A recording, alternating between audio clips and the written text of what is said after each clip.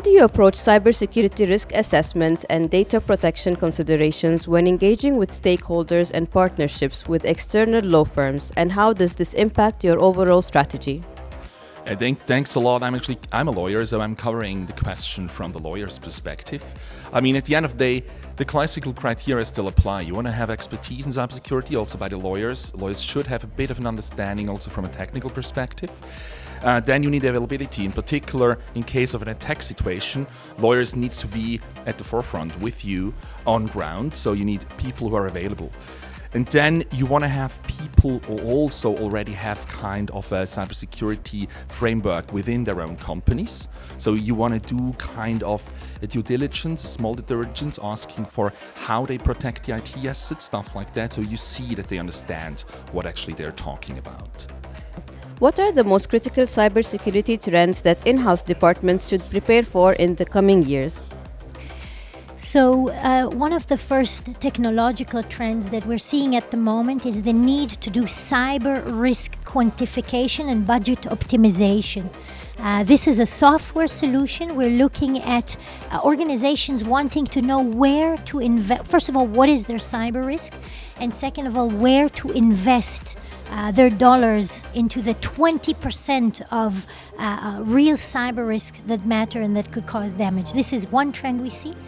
Another trend that we see, which is very interesting, is backup and recovery from ransomware. We see solutions that are now going into the market to allow organizations to recover in a click of a button from ransomware in industrial and IT environments. This is trend number 2.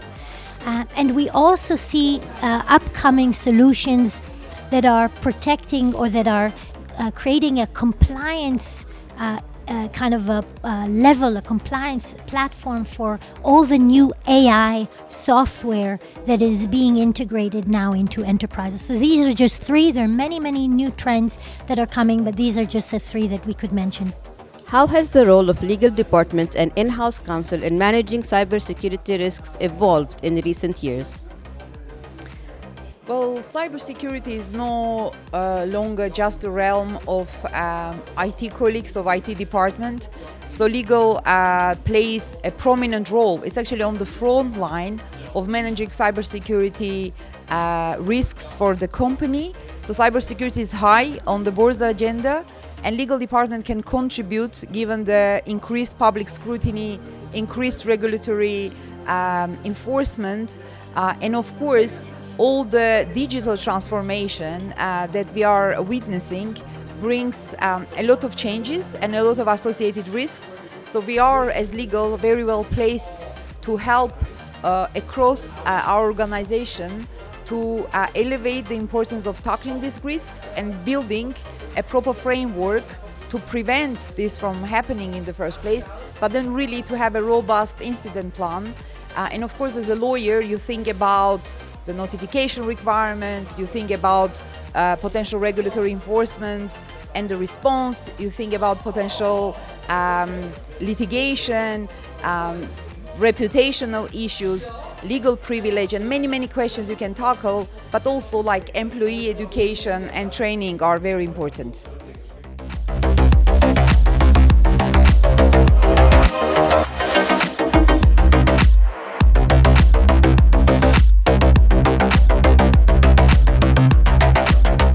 As a legal department, regarding the implementation of ECG, you have to do more, but with the same budget and with the same people. So how you manage it? Yeah, thanks a lot. I think it's always a bit of a struggle, especially also you are on a journey. You need to do always more with less, and I think for me here it's really important to bring the topic to all the levels of the organization, put the focus and also underline the benefit of a strong ECG governance for the company as a whole in terms of value. So I think that will be our challenge for the future. We have talked about the Swiss market, and as you told us, the Swiss regulation is very, very detailed in the sense of ECG. So do you think this could be an advantage for Swiss companies at the time that they have to implement ECG in the companies? I think it's a good starting point for Swiss companies. They obviously need to follow the regulation, and we need to make up our minds on how we do that best. I think, after all, I'm of the view that regulation is only part of the solution. I think it's much more important that companies take it into their own hands, take ESG serious, as we all do, and implement the relevant measures in their own right, and not just based on regulation.